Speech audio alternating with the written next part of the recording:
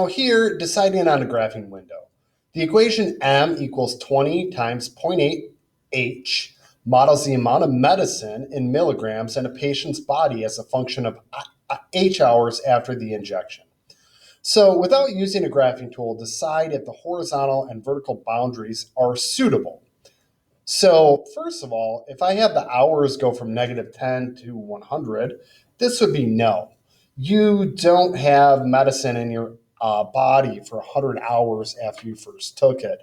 Most medicine you have to retake after 24 hours. So I would say a more suitable domain would be that the number of hours are between 0 and 24.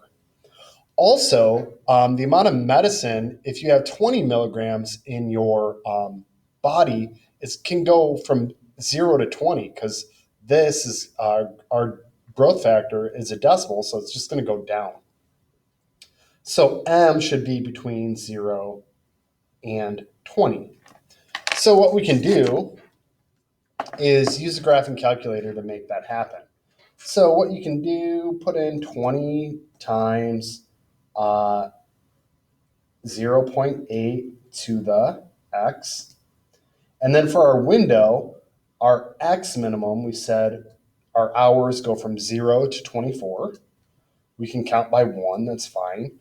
Our y minimum for the milligrams is 0 to 20. And then the scale, we're just going to count by ones.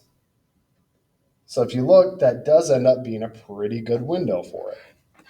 So the graph ends up going like this.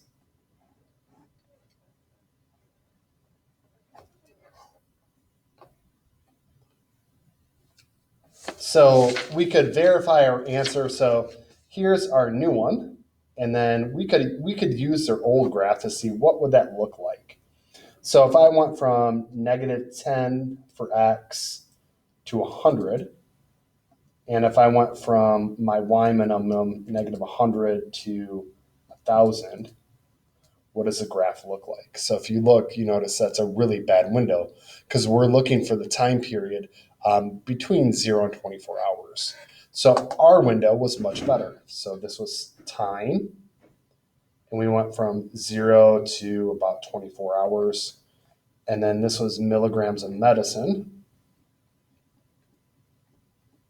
which went from 0 to 20 milligrams.